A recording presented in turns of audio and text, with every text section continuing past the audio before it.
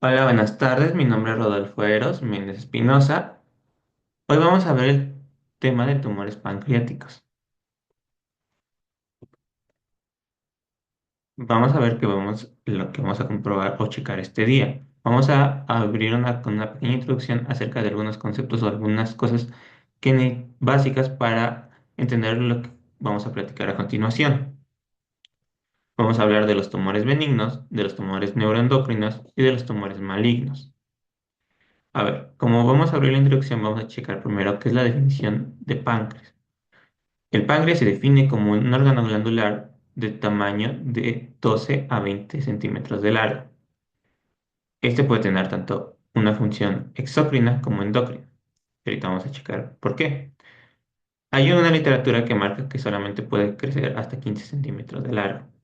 Se divide en cuatro partes: una cabeza, un cuello, un cuerpo y una cola. En cuestión de lo que nos va a importar, en cuestión de sus relaciones, va a ser la cabeza, ya que ésta tiene relación con el duodeno, el hígado, que no se logra ver, y los conductos biliares, también con la vena porta. Entonces, para un procedimiento va a ser muy buena saber esta información. Como ya habíamos dicho, tiene dos funciones, una exócrina y una endocrina. Lo que también debemos de saber es que la exócrina se va a enfocar más que nada en la cuestión digestiva, ya que es la encargada de liberar enzimas como la amilasa, la proteasa y las lipasas que van a cortar a los macronutrientes para una mejor digestión o que se lleve a cabo el proceso de nutrición y absorción de nutrientes. Mientras que la endocrina va a ser una función más hormonal y incluso todavía así vamos a hablar de una función más a través de la regulación de energía, principalmente por la insulina y el glucagón, aunque también otras como la somatostatina y el polipéptido pancreático. En cuestión de la histología, vamos a ver que estas funciones las cumplen diferentes tipos de células. La función exocrina la va a cumplir las células centroacinares, que se van a localizar en los inocerosos, mientras que la función endocrina se va a cumplir en los islotes de Langerhans, los cuales están compuestos por células alfa, beta y delta. Alfa, que principalmente libera glucagón; beta, que principalmente libera insulina; y delta, que principalmente libera somatostatina. Ahora bien, vamos a hablar de los tumores pancreáticos. Ya bien, comencemos con los benignos en estos casos. Entonces, como vemos, los tumores se van a clasificar en tres: benignos, neuroendocrinos y malignos. Hay clasificaciones como por ejemplo la OMS, donde agregan otra clasificación que se llama borderline. Esta clasificación no es como tal una cuestión de con características muy diferentes a lo que serían los benignos o otros tipos totalmente diferentes, sino que más que nada son características que ya están rozando entre los grados de invasión, pero básicamente son los benignos con un cierto grado de invasión. Entonces podemos checar los benignos y se entenderán los borderline. Los benignos son el cistoadenoma seroso, la neoplasia quística mucinosa y la neoplasia mucinosa papilar intraductal. Los neuroendocrinos los podemos ver como el insulinoma, el glucagonoma, el somatostatinoma y el lipoma. Y por último, el maligno es el adenocarcinoma ductal, el carcinoma adenoscamoso, el carcinoma de células acinares, el carcinoma de células gigantes y el pancreatoblastoma. Hay todavía un poco más de estos tumores, pero principalmente nos vamos a enfocar en estos porque dentro de son los que son más comunes. Epidemiológicamente podemos hablar que, según la Academia Americana de Cancerología, estimó que durante el 2024 66.440 personas iban a ser diagnosticadas con cáncer de páncreas y 51.750 personas de todas las que ya tienen este diagnóstico iban a morir a causa de este. Como se puede ver, no, aunque parezca muy poco debido a la gran población que tenemos, pues es un problema que sí genera una alta mortalidad. Si checamos cuántas personas son diagnosticadas y cuántas mueren al año. Las neoplasias neuroendocrinas solamente van a representar 1 al 2% de todos los tumores. Aunque estas neoplasias pueden, ahorita que las veamos, parecer las más llamativas, de hecho sí son un poco las más raras que puede haber. Si lo ponemos en perspectiva, podemos decir que solamente da uno por cada 100.000 habitantes. Ahora sí, vamos a pasar a los tumores benignos. Los tumores benignos son tumores que no tienen un grado de invasión, son tumores que están bien localizados. Entonces son tumores que no van a provocar metástasis, por así decirlo. Recordemos, tumor no es lo mismo que cáncer, ¿de acuerdo? Entonces, empecemos con el cistoadenoma seroso. Es un tumor quístico de contenido seroso o de líquido, con contenido de líquido seroso. Principalmente este tumor está creado a partir de varios quistes.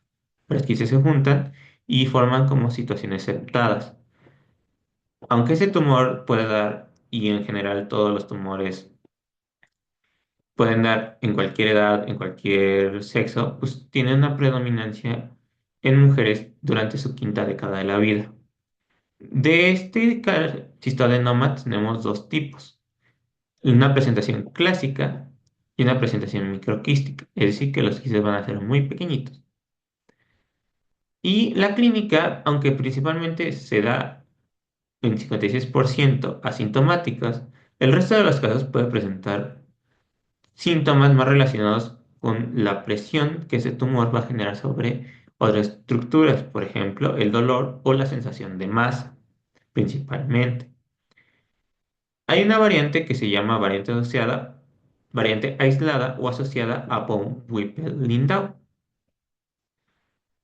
Entonces, para ese diagnóstico, pues principalmente vamos a ver que se hace mediante una tomografía. Aquí se puede ver el carcinoma en la cabeza del páncreas y aquí, como les digo, se puede ver estas pequeñas septaciones de color blanco, el tumor siendo o el quiste siendo hipodenso, el tumor recubierto por una capa isodensa con septaciones. Esta es una variante clásica. Si se dan cuenta, los quistes son muy grandes. Tenemos el tumor quístico mucinoso. Es un quiste con contenido de mucina, mucinoso. Predominantemente se da en mujeres de 20 a 80 años.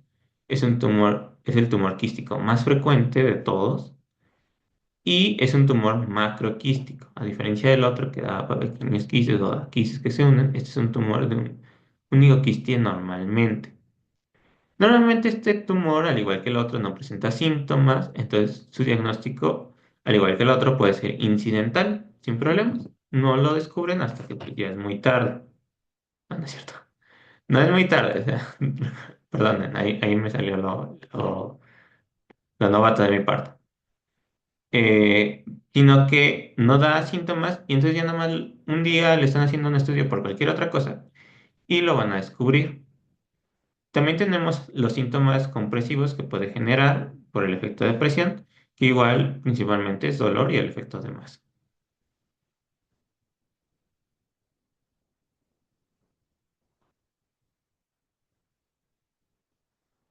Su diagnóstico se va a basar a partir de estudios de imagen. En este caso les traje una resonancia magnética porque se puede ver mucho mejor esta hiperintensidad del quiste, aunque también se puede hacer con tomografía o con ultrasonido. No es necesariamente una resonancia magnética porque sabemos que, al menos en nuestro país, ese recurso es muy escaso. Por último, tenemos el tumor mucinoso papilar interductal. Es un tumor de características papilares que predomina en hombres de 60 años. Eso es algo muy importante. Si se dieron cuenta, los dos tumores anteriores predominaban en mujeres. Este va a predominar en hombres. Y lo que lo va a hacer diferente a, por ejemplo, el tumor quístico mucinoso es su localización y lo que va a provocar. Este va a provocar una dilatación del conducto pancreático y sus ramas sin que genere alguna estenosis. También va a generar una dilatación de la papila mayor lo que en conjunto van a generar una menor secreción de mucina y esta mucina se quede en el conducto pancreático. Esto va a generar algo muy diferente a los otros dos. Mientras que los otros dos generaban síntomas de masa o eran asintomáticos, este va a generar sintomatología tipo pancreatitis. También puede generar un dolor intenso, puede llegar incluso a generar diabetes mellitus debido a que no se está secretando o no está saliendo las hormonas que se están produciendo. Entonces, el tratamiento siempre va a ser quirúrgico. Perdón. Para ese diagnóstico, ya les había dicho que se van a encontrar el conducto pancreático dilatado, como se puede ver aquí, como se puede ver aquí. Este conducto es lo que nos dice que probablemente haya algo y es lo que lo va a diferenciar de los otros dos, mientras que los otros son masas más redondas. Este literalmente es solamente el conducto dilatado, donde se ve el contenido de mucina, se ve hipodenso y junto a la sintomatología ya te puedes dar más o menos una idea de tipo de tumores. El tratamiento es más de tipo quirúrgico, más que nada porque todos estos tumores, como tal, aunque ahorita les estoy diciendo que son benignos, recuerden que les dije que pueden tener un cierto grado de malignidad o pueden pasar a ser algo que se llama borderline. Entonces, estos tumores tienen probabilidades de volverse malignos. Entonces, luego que se detectan, hay que sacarlos. Pero esta cirugía no siempre es la misma. Esta cirugía va a cambiar dependiendo de la localización donde es el tumor. Porque, pues, si no, sería nada más llevarte todo el páncreas, una pancreatectomía total, pero pues no tendrías páncreas y tendrías más problemas al largo. Entonces, hay que quitar la menor parte que se pueda de páncreas. Entonces, chequemos. Pancreatectomía distal son para tumores en cola. Pancreatectomía central son para las estructuras centrales como el cuello y el cuerpo. Y el procedimiento de Whipple es para los tumores de cabeza. Recuerdan que les había dicho que el tumor de cabeza era el que nos importaba más en cuestión de las relaciones que tiene. Pues este tumor, estos tipos de tumores provocan que se tengan que llevar todo lo que está alrededor. Una parte del duodeno, una parte del hígado, una parte de los conductos biliares. ¿Por qué? Porque puede que esté invadiendo esas estructuras, entonces se quita todo para evitar problemas de metástasis o problemas de residuidad a la larga. El pronóstico es excelente en casos donde no hay una invasión transmural. En cuestión de los tumores de mucinoso quístico y cistoadenoma seroso, ves una recuperación casi total, supervivencia a 5 años casi el 100%. La única diferencia va a ser en cuestión de estos tumores mucinoso papilar intraductal. Estos van a tener una sobrevida de 5 años del 50%, más que nada por lo peligroso que son. Ahora bien, pasemos a los tumores neuroendocrinos. Los tumores neuroendocrinos se vamos a clasificar en dos, básicamente, en funcionales y en no funcionales.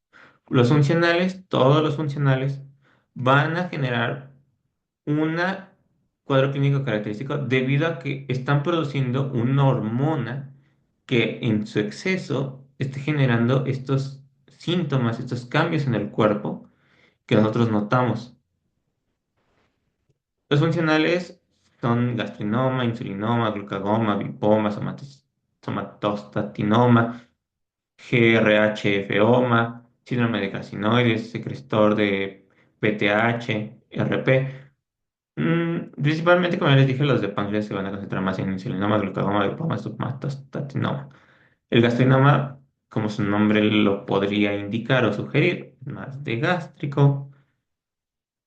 Mientras que los funcionales, los no funcionales, son aquellos que sí van a generar un tumor, sí van a ser de una célula endocrina, es decir, de los islotes, pero no van a generar como tal este cuadro clínico característico. Sí, para hacer un tumor funcional debe generar el cuadro clínico. No importa si secreta o no. Si secreta la hormona, si no genera el cuadro clínico, no va a ser clasificado como funcional. No genera cuadro clínico distintivo, no secreta hormonas específicas o secreta péptidos con actividad biológica nula. ¿No? Entonces, y pues van a producir, al igual que los quísticos, pues más que nada síntomas de masa, o sea, porque están en ese lugar y pueden obstruir conductos, pueden llegar a tener contacto con las estructuras y provocar dolor, todo eso. Ahora vamos a hablar más específico de los más comunes del páncreas. Tenemos al glucagón. Es un tumor secretor de glucagón. Como ya les dije, todos estos van a generar un síndrome característico. En este caso, el síndrome clínico característico del glucagonoma es eritema migratorio necrolítico, la pérdida de peso, quelitis, trombosis venosa y algunos síntomas neuropsiquiátricos. También, obviamente, recordemos que el glucagón lo que hace es aumentar los niveles de glucosa en cuestiones como el ayuno. Entonces, si constantemente estamos liberando glucagón, vamos a generar una elevación en la cantidad de la glicemia. Entonces, vamos a generar una hiperglicemia. Un dato que te da a sospechar de que puedes tener un glucagonoma es que el glucagón, cuando tú le hagas un estudio de laboratorio, te salga mayor a 500 picogramos sobre mililitro. Por otro lado, tenemos al somatostatinoma. Es un tumor secretor de somatostatina. Se da por su presentación pancreática en un 56%. ¿Qué quiere decir esto? Que no es exclusivo del páncreas. Puede dar en estómago o en duodeno también. Son otros lugares donde se puede presentar. Pero en este caso, como nos importa el páncreas, vamos a hablar del de páncreas. El de páncreas, de hecho, está relacionado con una enfermedad llamada von Rechtling-Wallerstein en solamente el 10% de los casos. No está muy relacionado a los tumores, a los síndromes de de tumores múltiples, NEM. Y la clínica, pues obviamente va a ser diabetes mellitus, colestasis, diarrea con esteatorrea, acloridria, dolor abdominal, pérdida de peso. Y siempre vamos a buscar niveles mayores a 160 picogramos sobre mililitros de somatostatina sérica. Si lo checamos y vemos que tiene esos niveles o mayores, pues debemos de pensar en un somatostatina. Tenemos al lipoma, que es un tumor secretor del péptido vasoactivo. De ahí viene el VIP, péptido vasoactivo. Genera el síndrome de lipoma, que se caracteriza por diarrea acuosa, hipopotasemia o alteraciones hidroelectrolíticas intensas y hipocloridria. También se conoce como síndrome de Bernard-Morrison. Y el péptido vasoactivo debe estar mayor a 75 picogramos sobre mililitro en ayunas.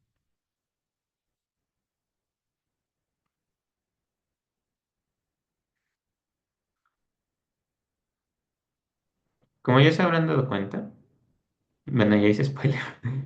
Como ya se habrán dado cuenta, pues falta la estrella del show, el tumor más frecuente neuroendocrino del páncreas. Entonces vamos a hablar de el insulinoma. El insulinoma es el tumor secretor de insulina. Su clínica se caracteriza por dos cosas: neuroglicopenia y la tríada de Whipple. La tríada de Whipple se caracteriza por dar síntomas de hipoglucemia, se caracteriza por tener niveles de glucosa menor a 70 y porque al momento de dar azúcar o restaurar los niveles de glucemia, los síntomas desaparecen. Es la neoplasia funcional más frecuente, como ya había dicho. Todos, exclusivamente todos los insulinomas van a ser de páncreas. No vas a encontrar un insulinoma en otro lugar. Todos van a ser de páncreas. Está asociado a un NEM, en este caso el NEM1, en el 5% de los casos. Y aunque podría parecer no mucho, recordemos que picogramo es menor que microgramos, entonces con un nivel de insulina de 10 microgramos sobre mililitro es donde podemos empezar a sospechar de que el paciente tiene un insulinoma. Entonces, ojo, porque si bueno, todos pueden ser muertos. Por eso, como tal, no se clasifican dentro de benignos, aunque que muchas veces no provocan invasión, pues sí provocan estos síntomas que pueden generar la muerte del paciente. La fisiopatología de todos estos en general es por las mutaciones en KRAS. ¿Esto qué significa en la síntesis de RAS?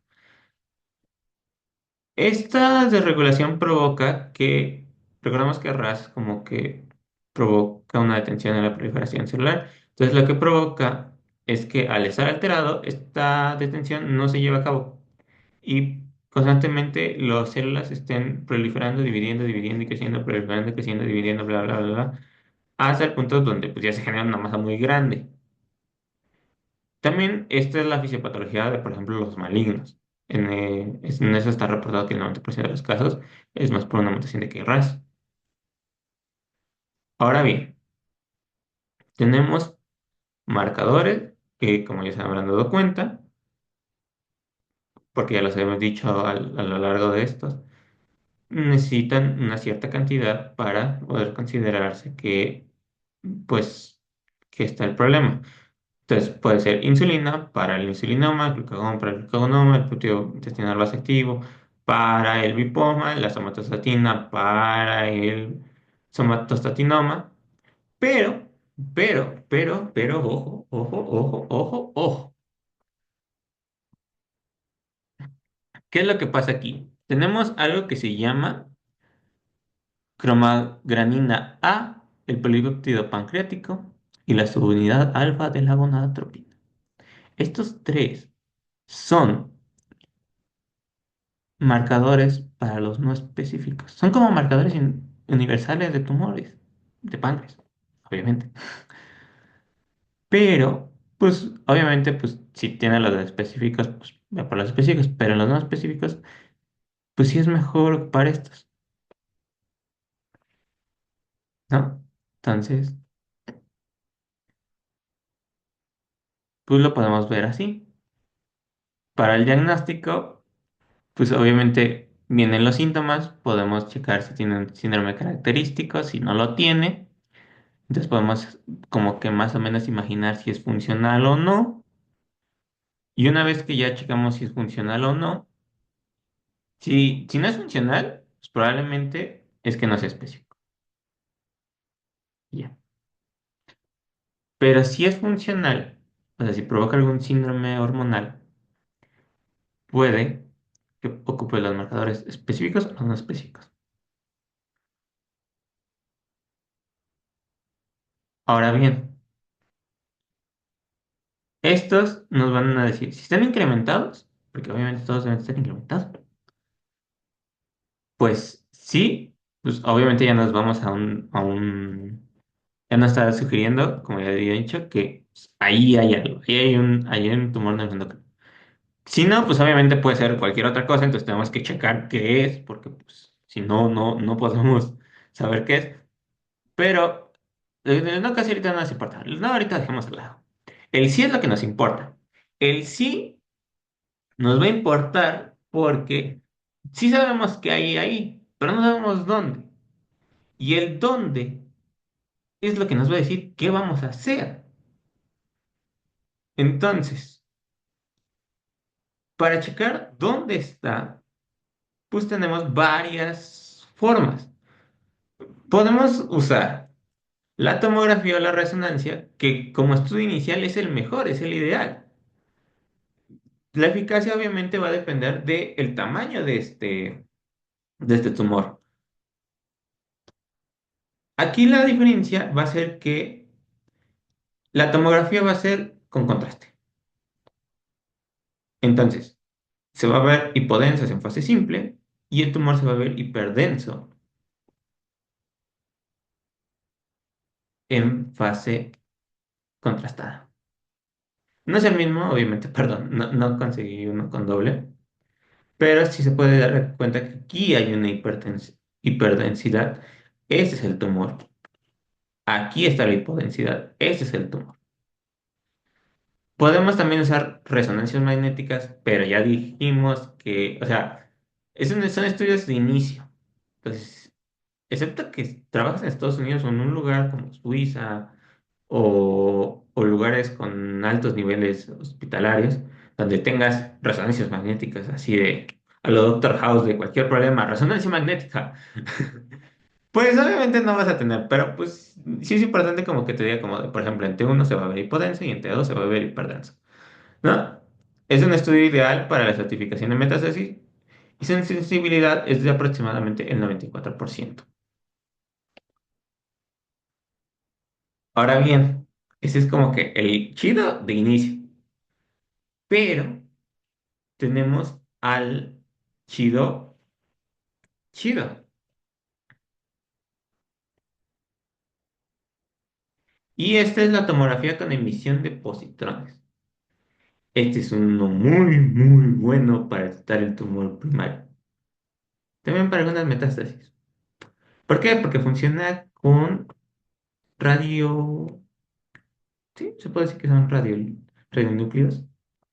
Galio 68 es muy bueno, revela el 97% de los tumores endócrinos de páncreas y permite localizar muy bien las metástasis. ¿Por qué? Porque, como ya dijimos, estos están liberando algo. ¿Quién sabe qué ching?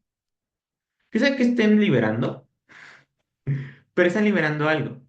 Entonces, estos tumores, pues al momento de liberar, generan un proceso y este proceso es lo que captan estos radionúcleos y hacen que en el lugar donde esté se unan y brillen, porque obviamente están emitiendo protones y estos protones están liberando energía y esta energía se está viendo a través de la tomografía, como se puede ver aquí, aquí, aquí y aquí. Por eso te dice que es muy buena para metástasis. Miren, aquí hay una. A ver si se alcanza a ver. Aquí hay uno. Hay una variante que en esta se ocupa el sustrato 18F dexoglucosa, que son para los tumores con alta tasa de proliferación y por ende, recordemos que para hacer cualquier proceso necesitas energía y para consumir energía necesitas glucosa. Entonces, estos procesos requieren un alto consumo de glucosa. Son mejores para verlos, la verdad. Tenemos la gamografía. La gamografía es dentro de los cuales los peorcillos, pero tampoco es tan caro. Se ocupa indio, tiene una sensibilidad de 90%, no es tan alta como la de los otros dos, y de hecho tiene desventajas de que, por ejemplo, este no detecta el insulinoma. O sea, el insulinoma no va a ser detectado por este, y mm, si tu tumor es muy pequeño, tampoco lo va a detectar. En cuestión de tumores pequeños, sí es mucho mejor la tomografía de emisión de positrones, porque tampoco la tomografía y la resonancia va a tener muy pequeños. Entonces, ya pasando a cuestión del tratamiento, pues tenemos al glucagonoma. El glucagonoma lo vamos a tratar. Hay que poder pensar que por sus cuestiones, pues lo mejor sería como que, pues nada más, pues quitarlos y ya, y sin tanto problema, ¿no? Pero, pues no, se va a ocupar un nucleótido, el cual este nucleótido es un análogo de la somatostatina, como el criostatin. El nombre mismo lo dice en la presentación, de marca comercial. Entonces, ¿qué es lo que va a hacer esto? El análogo de somatostatina va a hacer que, obviamente, deje de liberar, o sea, va a dejar de liberar todas estas hormonas. Y obviamente esto va a reducir los niveles de la hormona que está produciéndose en exceso.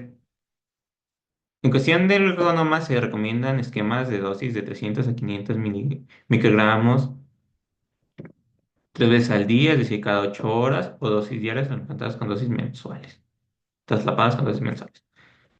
Es muy buen tratamiento, reduce el 80% de la necrosis migratoria, que es uno de los síntomas que más son fulminantes en cuestión del gonoma. Y sí, sí se puede dar el quirúrgico. El quirúrgico es primera elección cuando hay ausencia de metástasis. Si no hay metástasis, sí, sí lo puedes usar. Porque nada más quita la lesión localizada, es igual que un benigno. El problema son las metástasis. En este caso, sí das en el nucleótido. Y pues obviamente aunque haya muchas metástasis y ya está en las últimas tu paciente, pues si puedes aliviar un poco la masa más grande o la mayor cantidad de masas que estén generando este glucagón y reducir así los síntomas, pues sí es de las mejores opciones que tienes. Tienes el somatostatinoma, es tratamiento quirúrgico. ¿Por qué? Porque no le vas a dar el Octrodin, el octródico. No se lo vas a dar. ¿Por qué? Porque pues, es un análogo de la somatostatina, entonces no me estarías dando más somatostatina. Entonces, tu primera elección siempre va a ser quirúrgico.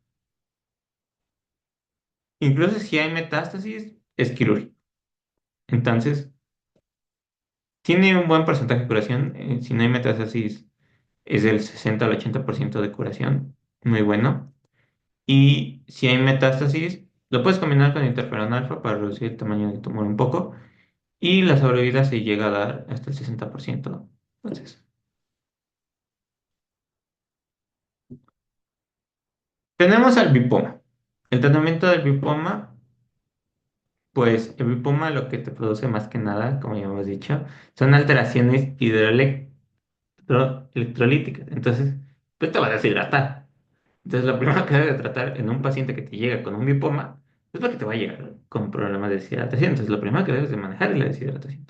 Una vez que ya está manejada la deshidratación, ahora sí ya puedes irte a dar un tratamiento más a largo plazo, como por ejemplo con el creativo, y dar la dosis habitual, que es de 500 a 100 microgramos subcutáneos aplicados cada 8 horas. Por último está el tratamiento de la insulina, que es, pues, nada más lo quitas. Lo quitas porque pues si está localizado no necesitas más. Y en tratamiento médico, pues si no es candidato a cirugía, lo retiro. En conclusión de todo esto, porque pues si se perdieron por algo, pues la pausa que hice.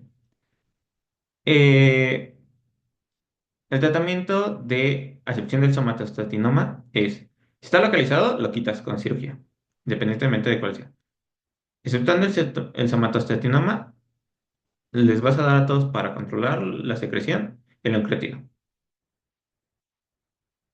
En cuestión de que sea muy, muy, muy problemático ya este tratamiento operativo a tu paciente, se los puedes quitar para aliviar el dolor, para aliviar los síntomas y en cuestión del somatostatinoma lo quitas, incluye si hay metástasis o no. ¿De acuerdo? La vigilancia de estos pacientes se debe hacer cada 3 meses en cuestión de que tengan metástasis y en posoperado sin metástasis se puede hacer una cada 3, 6 y 12 meses, ya que en los estudios se ha visto que la mayor tasa de recibida se da en estos meses. Ahora bien, ya para finalizar todo esto, tenemos a los tumores malignos. Los tumores malignos van a ser todos los tumores que generen algún tipo de grado de invasión, principalmente las del páncreas, y probablemente la mayoría genere metástasis. Bueno, la mayoría genera metástasis. Como todo, va a tener factores de riesgo que te pueden predisponer a tener este tipo de cáncer. Recordemos, solo son factores de riesgo. No quiere decir que porque tengas alguno te vaya a dar cáncer de páncreas. Entonces, puede ser propios o dentro de ti o endógenos, por así decirlo, ¿no? O puede ser exógenos. Los endógenos van desde un cáncer pancreático familiar, la pancreatitis hereditaria, los síndromes hereditarios de cáncer que no sean pancreáticos o extrapancreáticos, o lo puede ser el de mama, como lo puede ser el de escroto, como lo puede ser el de Ay, güey, perdón. El de próstata, una edad mayor a 55 años, diabetes mellitus tipo 2 o exógenos, por ejemplo, el tabaquismo o el uso de plaguicidas, o tan solo con la exposición a ellos, porque muchos pacientes te dirán, es que yo no uso, pero pues está en lugares donde fumigan. Pues sí, pero yo no lo uso. Entonces, mejor explíquenlo como exposición a estos plaguicidas. ¿Por qué? Porque pues, son muy carcinogénicos, entonces sí generan alteraciones en el DNA de la persona. Su fisiopatología, como les había dicho, va a ser 90% asociada a RAS, a la mutación de KRAS. Te lo expliqué, genera un descontrol en la proliferación y provoca que constantemente la célula esté dividiendo y creciendo, dividiendo y creciendo, dividiendo y creciendo, dividiendo y creciendo, dividiendo y creciendo, dividiendo y creciendo, hasta el infinito. Bueno, no, hasta que lo paren. De aquí, ¿qué nos va a importar? De aquí nos va a importar su tipo histológico. Puede ser un adenocarcinoma ductal. De hecho, este es el tumor maligno más frecuente del páncreas. Se da principalmente en cabeza y cuello y va a estar formado por dos tipos de células, epiteliales y cubiformes de mucina.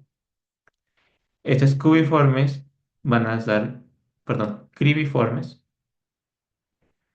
van a dar este aspecto a glándula.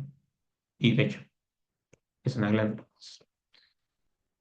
De ahí viene el de adeno. Recordemos que adeno nos dice que hay una estirpe glandular en el tumor.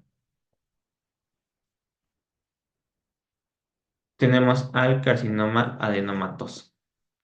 Es una variante rara, genera una diferenciación glandular y escamosa.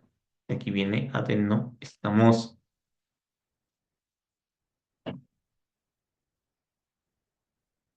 La aparición es más común en personas que tuvieran un tratamiento previo de quimioterapia. Eso es algo muy común. Personas con tratamiento previo de quimioterapia.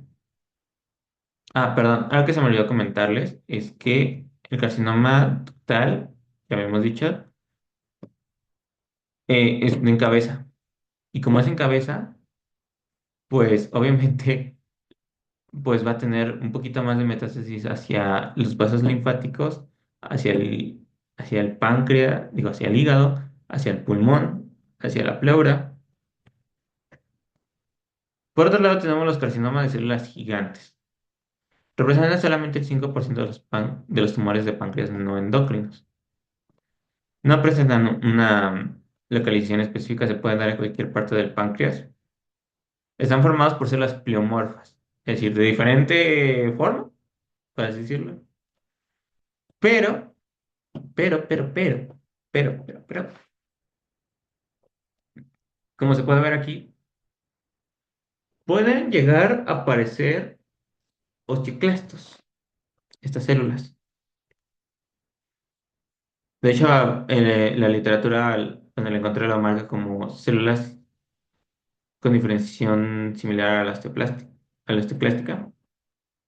Y nos dice, si tú ves un tumor y tiene esas células, tiene un mucho mejor pronóstico que un tumor de células gigantes sin estas células. Entonces, dile a tu paciente o espera que tu paciente tenga este tipo de células. Por último, no es cierto. La costumbre de que los blastomas siempre son los últimos. Por cuarto es el pancreatoblastoma. Como su nombre lo dice, obviamente es un tumor de células, por decirlo, primitivas o indiferenciadas, es decir, blásticas, por así decirlo, que son células pequeñas, redondas y azules. Bueno, azules es como que una forma de decir, son basófilas por un núcleo abundante. ¿Qué va a pasar aquí? Necesito perdón aquí. ¿Qué va a pasar aquí? Esas células indiferenciadas, pues se pueden diferenciar en algún punto. No sabemos cuándo, no sabemos qué, no sé en qué, pero se pueden diferenciar en alguna de las estirpes que pues ya hemos visto, o la que vamos a ver ahorita. Puede ser escamosa, puede ser cribiforme, puede ser epitelial, en cualquiera de las formas. Y pues obviamente pues puede llegar a confundir al patólogo si de repente tú estás buscando células pequeñas, azules y redondas y de repente te encuentras con una célula escamosa que por ejemplo su núcleo pareciera como que no tuviera núcleo o el centro blanco o transparente. En cuestión de pronóstico, por resección son muy buen pronóstico. Obviamente, los blastomas se dan en niños principalmente, menores de 15 años. Y por último tenemos al carcinoma de células acinares. Es la presentación muy rara. Es un carcinoma con una clínica muy inusual que genera necrosis grasa cutánea, rash, poliartralgias, eosinofilia periférica y tiene pues forma acinos. Va a formar acinos. Siendo la clínica, pues aparte de los que ya dije, pues todos van a generar un cierto grado de efecto de masa, ¿no? Entonces, podemos generar ictericia, ya sea intermitente, en ausencia de dolor, o ictericia melánica. Podemos generar dolor abdominal o lumbar. Podemos generar dolor de tipo constante. Podemos generar dolor relacionado a la ingesta de alimentos o podemos incluso generar caquexia. De hecho, el dolor relacionado a la ingesta de alimentos y la caquexia van muy de la mano. En cuestión del diagnóstico, este es un esquema que saqué de las guías de práctica clínica, como se puede ver arriba. Pues básicamente se dice que busques contacto, ¿no? O sea, te dice si tu paciente presenta los factores de riesgo y existe una lesión que tú veas, debes de buscar contacto. Contacto con un ultrasonido o con, ahorita lo vamos a ver, con un CEPI. Entonces, para la tomografía, sí va a ser multifase, un protocolo pancreático. La literatura marca que las mejores fases van a ser la fase parenquimatosa y la venosa, y el tumor se va a ver hiperdenso en la fase parenquimatosa. El ultrasonido va a ser de tipo endoscópico, es el mejor para ver y obtener una biopsia, es el mejor, es the best.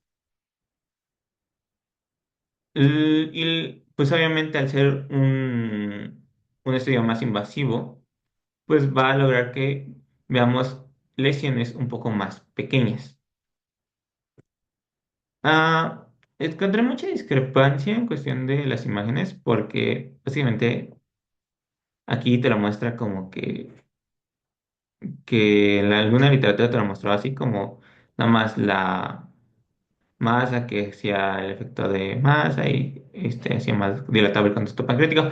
Y había unos que son más de tipo redondo, circular, que parecían más por el endoscopio. Por último tenemos al CEPRE. El CEPRE, pues básicamente es lo que nos va a permitir checar el trayecto del conducto. Es muy bueno para eso. Ve de mejor manera el conducto, incluso mejor que el ultrasonido. Entonces, si quieres ver los conductos a la integridad o que no estén tan obstruidos, qué tan obstruidos están, lo mejor es el CEPRE.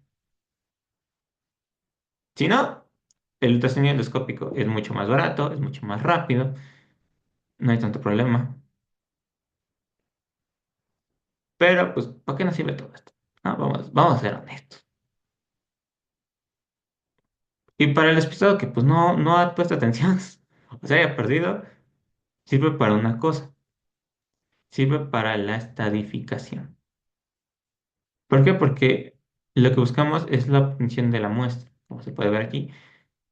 Aquí lo que nos importa no es otra cosa más que la muestra, la biopsia, para saber de qué estirpe celular es de estos cinco. Entonces, lo vamos a hacer a través del TNM. La guía de práctica clínica es esta clasificación la que maneja.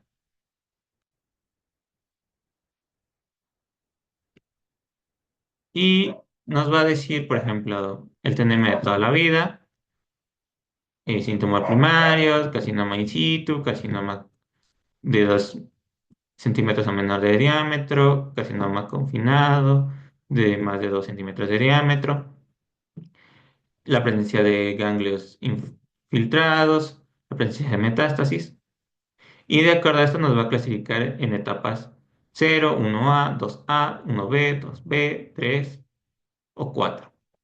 Aquí se puede ver cuáles son los criterios que debe cumplir para considerarse de cada etapa. Entonces nos dice, dependiendo de esta clasificación o dependiendo de la etapa, nos va a indicar qué tipo de tratamiento es el que va a tener.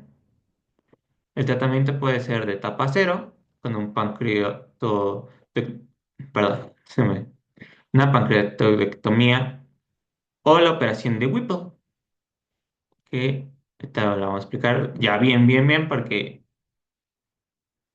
quería explicar al final nada más. La 1A, la 1B, la 2A y la 2B, igual le hacemos la operación de Whipple, pero vamos a agregar el tratamiento ayudante, que es básicamente quimioterapia después del tratamiento, después de la cirugía. Y la etapa 3 y 4, que es un tratamiento paliativo. Entonces, vamos a explicar ahora sí bien, bien, bien. La operación de WIP. Operación de Whipple es una operación donde se busca resecar y extirpar la mayoría de la estructura del páncreas, en específico la mitad del páncreas, una parte del duodeno, el estómago, el conducto y la vesícula biliar, así como unos tejidos adyacentes, como lo puede ser el hígado, con la finalidad de tratar este cáncer de páncreas.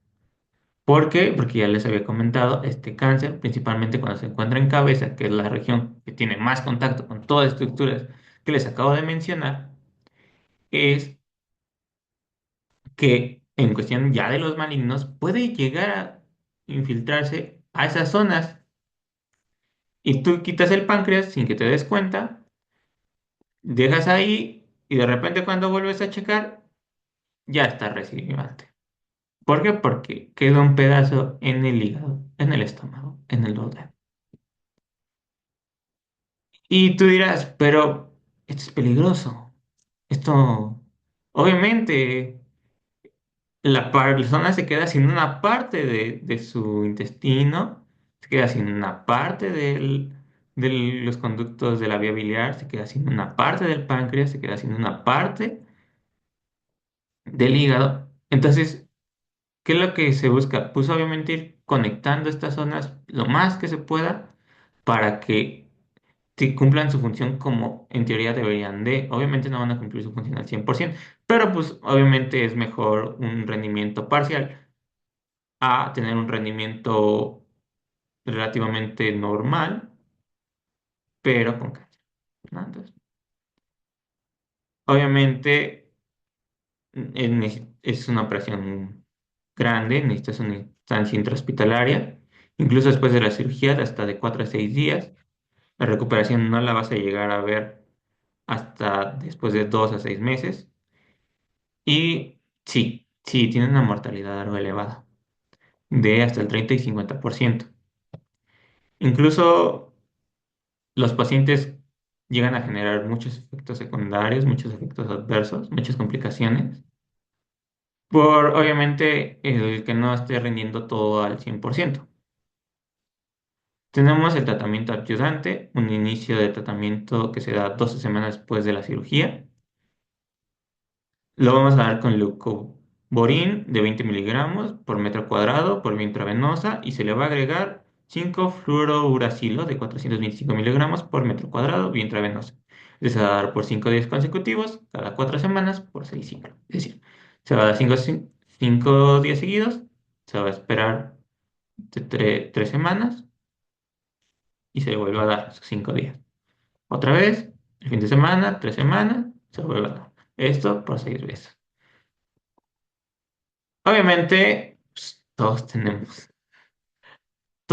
alergias, todos tenemos problemas y puede ser que tu caso te esté contraindicado el 5-fluororacilo.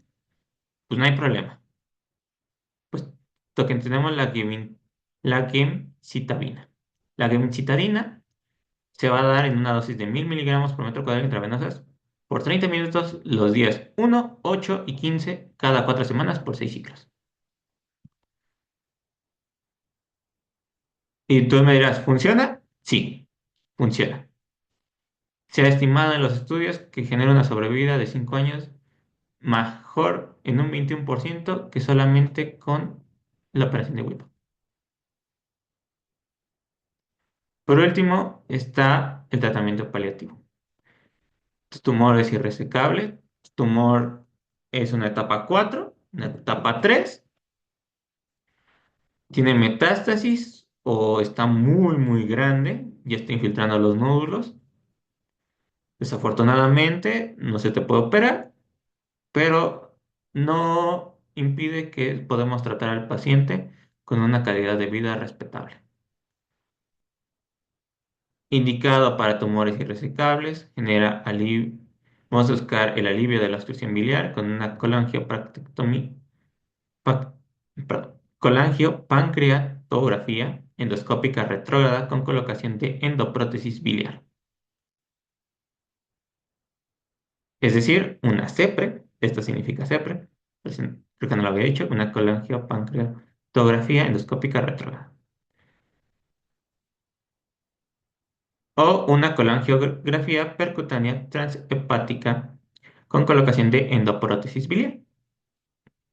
Podemos aliviar el dolor con analgésicos, podemos usar una quimioterapia paliativa para disminuir el tumor, para disminuir los síntomas. El fármaco de elección sería en este caso la gemcitabina de 1000 mg cada metro cuadrado intravenosa una vez por 7 semanas, cada 7, 8 semanas, después semanalmente por cada 3 a 4 semanas. Siempre checar los signos de mielosupresión que puede generar este fármaco. Está relativamente pues contraindicada en pacientes con falla renal o falla hepática. ¿Por qué relativamente y no absolutamente? Porque normalmente debe estar absolutamente, pero pues ya tu paciente ya está en tratamiento paliativo, es decir, si no lo mata el cáncer, lo mata esto. Entonces, es más como que checar qué es más beneficioso para tu paciente. Y por último, monitorizar posibles hemólisis microangiopáticas. La vigilancia la vamos a hacer cada 3 meses por los primeros años, cada 4 meses en el tercer año, cada 6 meses el cuarto y quinto. Estos pacientes deben de ser obligatoriamente vistos en tercer niveles de atención o en segundos niveles que tengan el servicio de oncología quirúrgica. Por mi parte sería todo. Muchas gracias. Espero que les haya gustado. Perdonen la pequeña interrupción que se hizo en algún punto. Eh, Les voy a dar atención a todo el que vea esto. Por mi parte me despido. Buenos días, buenas tardes y buenas noches.